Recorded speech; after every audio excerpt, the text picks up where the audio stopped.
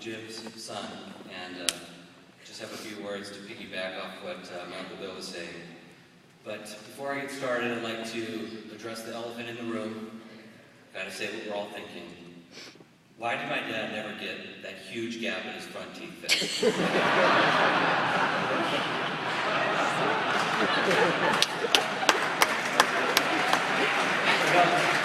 thought about it a lot recently, and I thought, why would he change something that has come to mean so much to so many of us?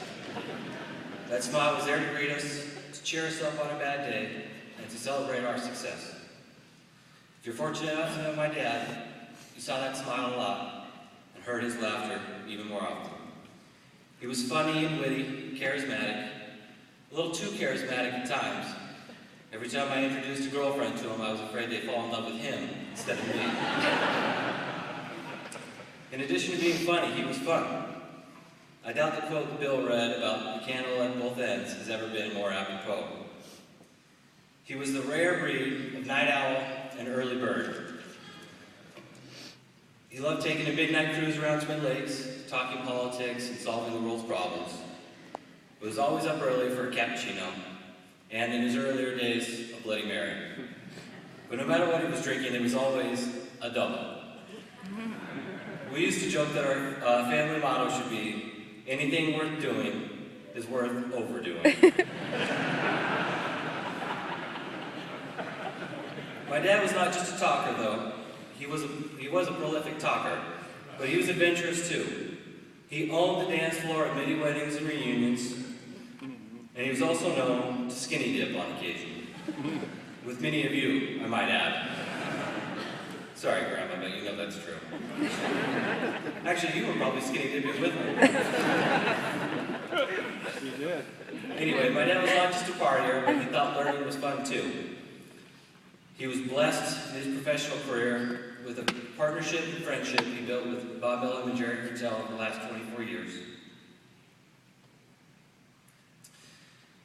He enjoyed the type of law he practiced with his assistant Terry, helping his clients get the treatment or assistance that they needed. He was thrilled to be a well-respected lawyer. I, of course, was quick to point out that there's no such thing as a well-respected lawyer. My dad loved the lawyer jokes. He was a fierce competitor, not only in the courtroom, but on the golf course, the basketball court as well. As many of you know, my father and I played on the same Hoop Fest team for over a decade. We were the Super Solans, and although a championship eluded us, the times that we had with each other and with our teammates, with all of our fans, were memories that both of us cherished. In our minds, you were all Super Solans. My dad played pickup games at the Martin Center from the minute he arrived on campus in 1970, all the way through my days as a student. At one time or another, all of us that played with him were torched with his devastatingly accurate 15-foot jumper and sneaky left hand. He was the captain of Joey's Brewers, a rec league team where, I'm happy to report, we did win a championship together. My dad, along with myself, were proud to play with each brewer out there.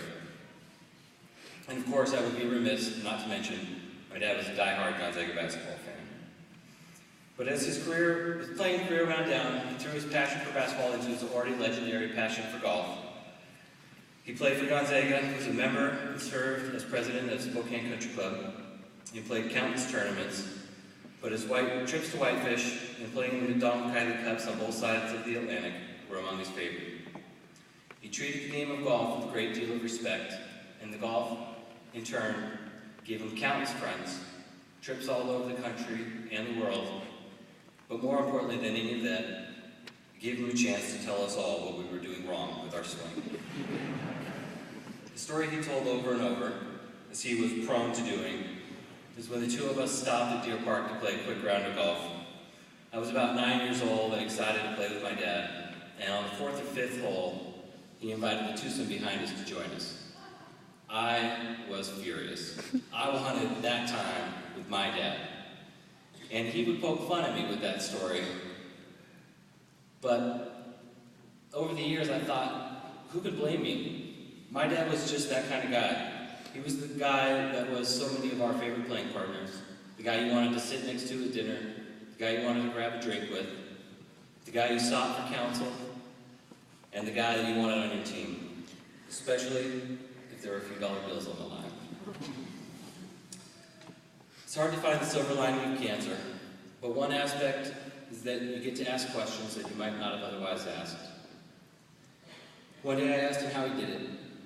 How did he have so many friends? How did he build this life?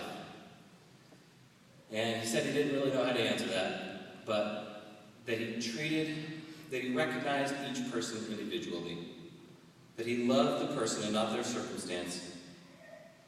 And when I asked how he always gave such great advice, he said that he spoke from the heart. My dad loved us. He loved people. He was lucky enough to travel to Mexico and Africa and England and a bunch of other places. But he always seemed to leave each place, nodding his head, smiling, and saying, "Now those are my kind of people." And that's the man we're saying goodbye to today.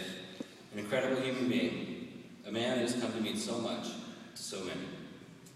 On one early morning, when he was too uncomfortable to sleep and he knew death wasn't far away, we were discussing his funeral. And at one point I asked him if there was anything that he wanted me to say. Without hesitation, he said, "Yeah, James, why don't you tell them all, thanks a million, you made me feel special." So, from my dad, thank you. And Dad, you made us feel special too. We're going to miss your smile. Thanks.